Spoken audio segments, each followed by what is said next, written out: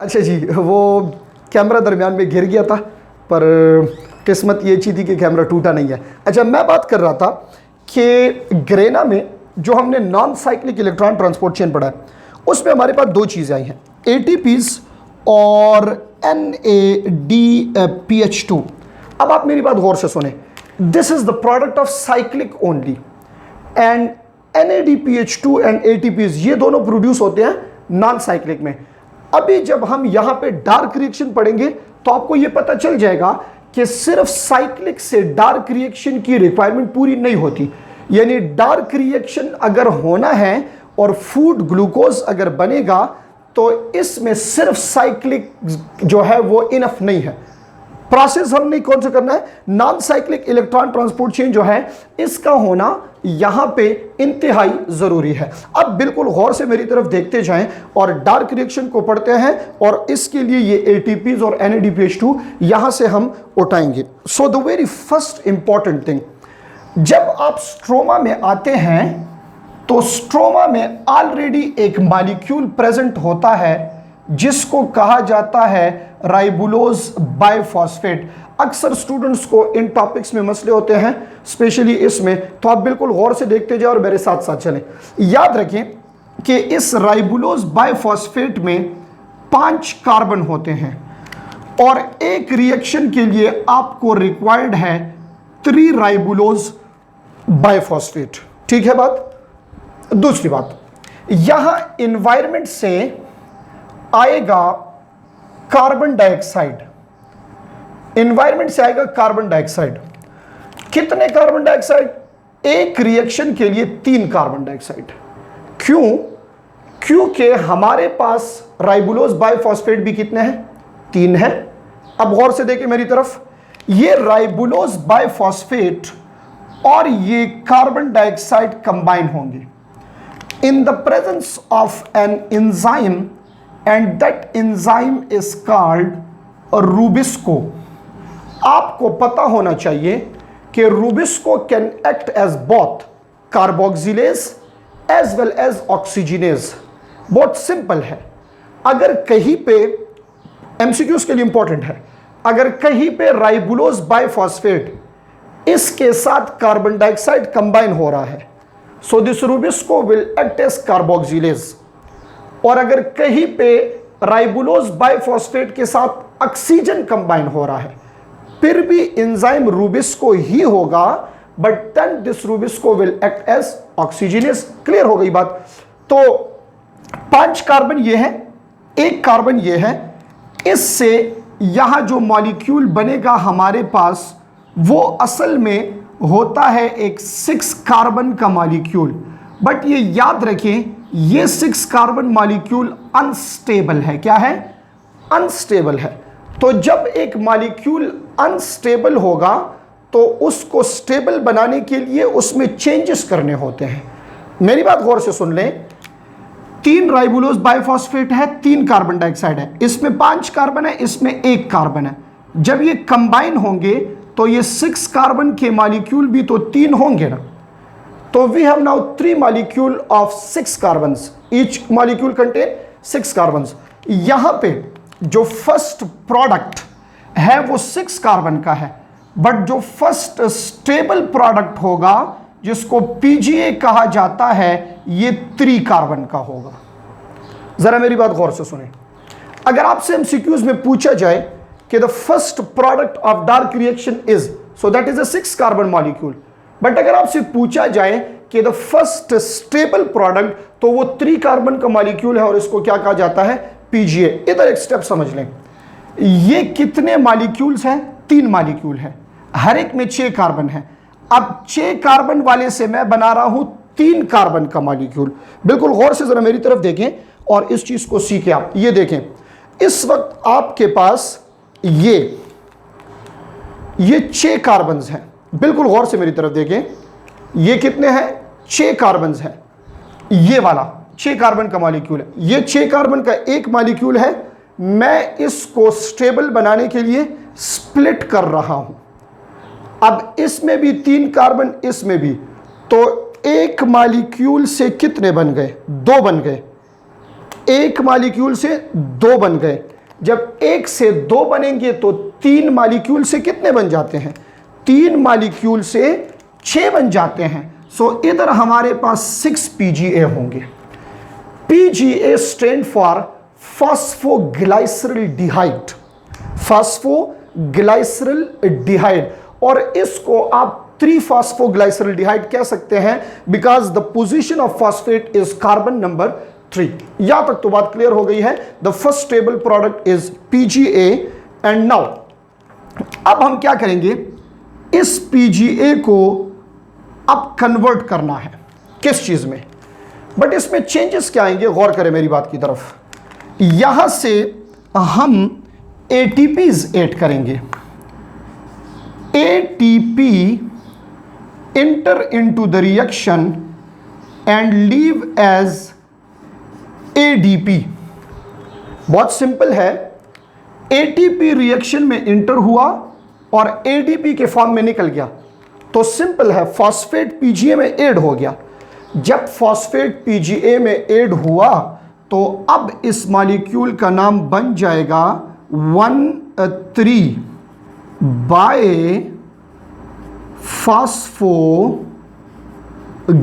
Phosphoglycerate, 1,3 bye phosphoglycerate. इसमें भी हर एक मॉलिक्यूल में 3 कार्बन है, but the difference is that यहां उन 3 कार्बन्स के साथ एक फॉस्फेट है और यहां इन 3 कार्बन के साथ 2 फॉस्फेट है।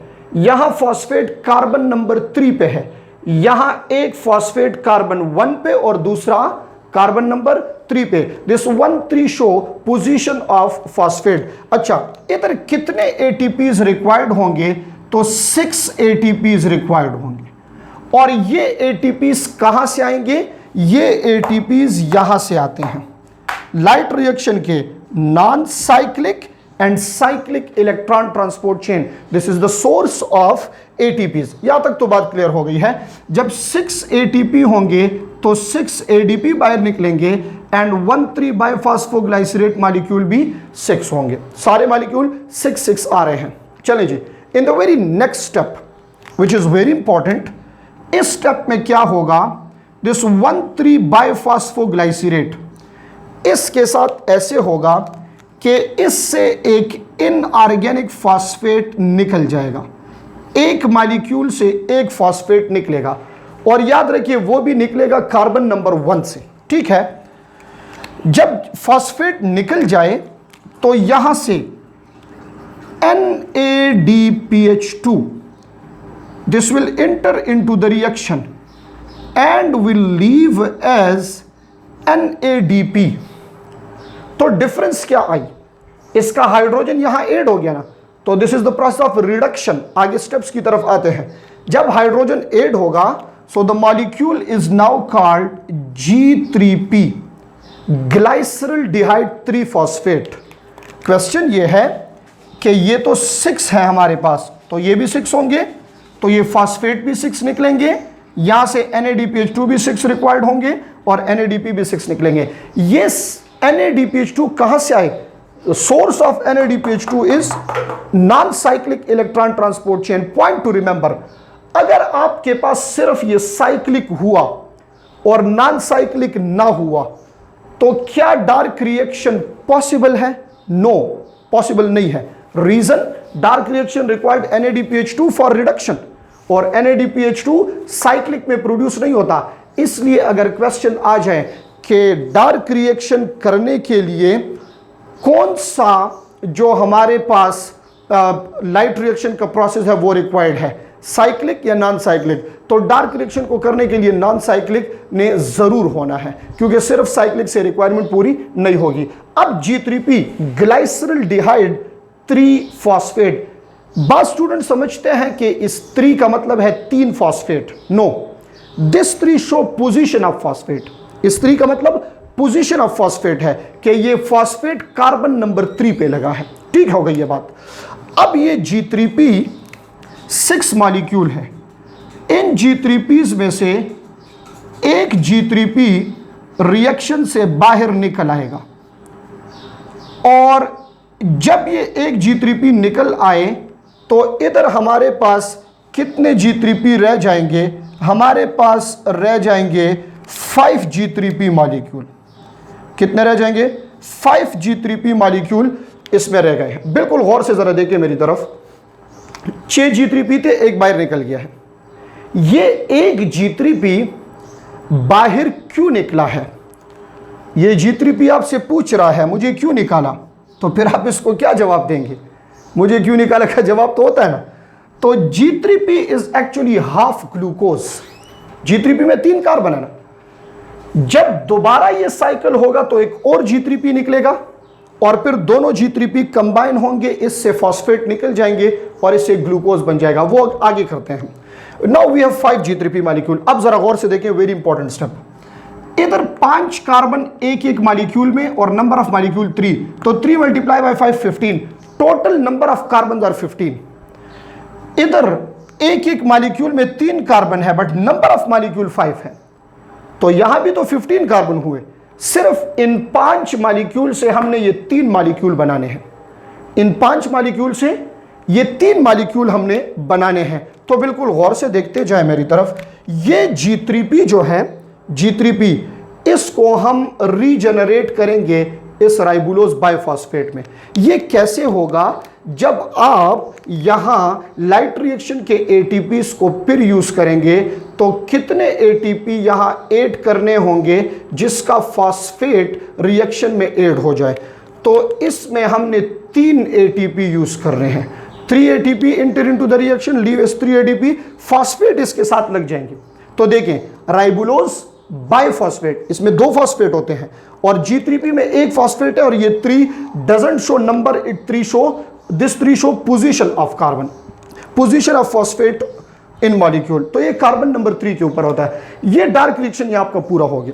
अब कुछ बहुत इंपॉर्टेंट चीजें हैं जो हमने यहां पे करने हैं। This process is also called Kelvin cycle because this is were discovered by Benson, Melvin Benson Kelvin। ये साइंटिस्ट का नाम है जिसने इसको डिस्कवर्ड किया था। ठीक है। दूसरी बात हमने क्या याद करनी है? For one glucose dark reaction कितनी मर्तबा होगा? 2 टाइम होगा। एक रिएक्शन, एक ग्लूकोज बनाने के लिए डार्क रिएक्शन 2 मर्तबा होगा। ठीक है। नेक्स्ट जो चीज आपने MCQs के लिए याद रखनी है, 9 ATPs रिक्वायर्ड फॉर 1 रिएक्शन। एक रिएक्शन के लिए 9 ATPs जो है ये रिक्वायर्ड होंगे और एक रिएक्शन के लिए 6 NADPH2 ये रिक्वायर्ड होंगे। अब अगर आपसे क्वेश्चन पूछा जाए कि एक ग्लूकोज के लिए डार्क रिएक्शन में कितने ATPs रिक्वायर्ड है, तो चूंकि एक रिएक्शन में 9 होते हैं और एक ग्लूकोज के लिए रिएक्शन 2 मरतबा होता है, तो इसलिए 18 पर करेक्ट ऑप्शन होगा। अगर आपसे पूछा जाए कि एक ग्लूकोज के लिए NADPH2 कितने रिक्वायर्ड है, तो ये आपके पास 6 NADPH2 ये इसमें रिक्वायर्ड होंगे। ठीक है बात। दूसरी बात ये याद रखें कि डार्क रिएक्शन ये हमारे पास होता है एनर्जी यूजिंग प्रोसेस। ये एनर्जी यूजिंग प्रोसेस है, not producing. Energy using process है, नॉट प्रोड्यूसिंग। बाजों का क्वेश्चन कंफ्यूज करने के लिए पूछा जाता है how many ATPs are produce in dark reaction, तो हम सोचते हैं कि 9 ATPs तो प्रोड्यूस होते हैं, तो चले 9 ठीक है। तो इसमें प्रोड्यूस नहीं होते। डार्क रिएक्शन में असल में क्या होता है, इसमें ATPs जो हैं वो यूज होते हैं। डार्क रिएक्शन में ATP यूज होते हैं, प्रोड्यूस नहीं होते। ये डार्क रिएक्शन हमारे पास 3 स्टेप्स का प्रोसेस है और वो स्टेप्स कौन कौन से हैं? First one is called carbon fixation या कार्बन डाइऑक्साइड फिक्सेशन आप कह सकते हैं। सेकंड वन इसमें होता है प्रोसेस ऑफ रिडक्शन और थर्ड इसमें होता है रीजेनरेशन। जरा आप मेरी तरफ गौर से देखें, यहां पे ये कार्बन PGA में फिक्स हो रहा है, so this is carbon fixation. यहां हाइड्रोजन ऐड हो रहा है तो दिस इज रिडक्शन, और यहां G3P regenerated into ribulose bisphosphate and this ribulose bisphosphate is ready to do another cycle. इसलिए इसको क्या कहते हैं? रीजनरेशन का प्रोसेस कहते हैं। And process is regeneration. अच्छा जी, एक और स्टूडेंट को कंफ्यूजन होती है कि what is the difference between this PGA and this G3P, है ना पॉइंट। इधर देखें, ये PGA में भी 3 कार्बन है और इसमें भी फॉस्फेट कार्बन 3 पे है, इस G3P में भी 3 कार्बन है, इसमें भी फॉस्फेट G3P पे इस G3P में भी 3 कार्बन है, इसमें भी फॉस्फेट कार्बन 3 पे है। Then what is the difference between PGA and PGAL, फिर इन दोनों में डिफरेंस क्या है। तो इसके लिए आपने ये सेंटेंस याद करनी होगी, गौर से मेरी तरफ देखें। G3P इसका दूसरा नाम है PGAL, G3P को आप PGAL भी कह सकते हैं, ठीक है। तो आप ये याद कर लें दैट G3P और PGAL is the reduce form of PGA। बात क्लियर हो गई है। देखिए यहां तो ये PGA है, बट जब इसमें हाइड्रोजन से ऐड होते हैं, ATP का फॉस्फेट, बट फॉस्फेट तो दोबारा निकल गया, जब इसमें हाइड्रोजन ऐड होते हैं तो ये रिड्यूस हुआ है, तो the reduce form of PGA is called PGAL। G3P PGAL is the reduce form of PGA, ये आपने याद करना होगा। What are the requirements of dark cycle? Dark cycle required ribulose bisphosphate, dark cycle required Rubisco, dark cycle required carbon dioxide, dark cycle required 9 ATP, dark cycle required 6 NADPH2। And dark cycle की requirements तो ये सारी है। Dark cycle produce क्या करता है? ये produce क्या करता है, देखें, ये G3P आपके पास जो आएगा तो 2 मरतबा जब रिएक्शन होगा तो 2 G3P आ जाएंगे, which is equal to 1 glucose, but इससे फॉस्फेट निकालने होंगे, ठीक है। और वो बहुत आसान सा स्टेप है, आप इधर देख लें मेरी तरफ गौर से। सपोज ये आपके पास 3 कार्बन है और ये फॉस्फेट, फिर से ये 3 कार्बन और ये फॉस्फेट, इसको यहां हटाएं, इन दोनों की बॉन्डिंग करें, ये आपके पास बन जाएगा 1 ग्लूकोज और ये फॉस्फेट इससे निकल गए। तो डार्क रिएक्शन 1 ग्लूकोज बनाने के लिए कितनी मरतबा होता है? 2 मरतबा होता है। MCQs के लिए ये पॉइंट्स जरूरी है, ये याद करें, और ये याद करें कि dark reaction occur in stroma of chloroplast. Dark reaction जो है वो स्ट्रोमा ऑफ क्लोरोप्लास्ट में होता है। This is all about the process of photosynthesis. Light reaction हमने नॉन साइक्लिक पहले पढ़ा था और आज हमने साइक्लिक पढ़ा है, और ये मैंने इसलिए लिखा है ताकि आपको याद हो कि आपके पास ग्रेना में NADPH2 तब ही होगा जब कौन सा प्रोसेस होगा? Non cyclic electron transport chain होगा। सो दे ट्रेवल टूवर्ड स्ट्रोमा, और वहां पे ये कौन सा प्रोसेस कराते हैं? Dark reaction. Why this process is called dark reaction? इसको डार्क रिएक्शन क्यों कहते हैं? कुछ स्टूडेंट के जहन में ये होता है कि ये रात को होता है इसलिए इसको डार्क रिएक्शन कहते हैं। No, completely incorrect. Dark reaction सिर्फ अंधेरे में नहीं होता। डार्क रिएक्शन को डार्क इसलिए कहते हैं because this is light independent. अगर आपसे ये पूछा जाए कि डार्क रिएक्शन किस चीज पे डिपेंडेंट है, लाइट पे या लाइट रिएक्शन के प्रोडक्ट्स पे, तो लाइट पे डिपेंडेंट नहीं है डायरेक्टली, लाइट रिएक्शन के प्रोडक्ट पे डिपेंडेंट है, and this products are ATP and NADPH2, ठीक है। ATP एंड NADPH2 ये लाइट रिएक्शन के प्रोडक्ट है। So this is called dark reaction because this is independent over light reaction, independent over light. Light के ऊपर dependent नहीं है, but light reaction के प्रोडक्ट्स के ऊपर डिपेंडेंट है। ATPs और NADPH2 के ऊपर ये डिपेंडेंट है। क्लियर हो गई बात? This is all about photosynthesis. जो सारे पॉइंट्स आपने अपने पास लिखे हैं MCQs के लिए उसको याद कर लें, और इससे क्वेश्चंस आ सकते हैं, कुछ कंसेप्चुअल क्वेश्चन भी होते हैं। इसके MCQs हम कोशिश करेंगे कि इस चैप्टर में हम 70 to 80 डिफरेंट MCQs डिस्कस करें, इजी लेवल के, हार्ड लेवल के, इसमें डिस्कस करेंगे ताकि MCQs में, ईटा में, पेपर में आपको फिर प्रॉब्लम्स ना हो। In the next lecture we will talk about the process of breakdown of glucose और breakdown of organic molecules, organic food, protein, lipids जितने हैं, इसकी रेस्पायरेशन के बारे में हम पढ़ेंगे। ठीक है, थैंक यू सो मच।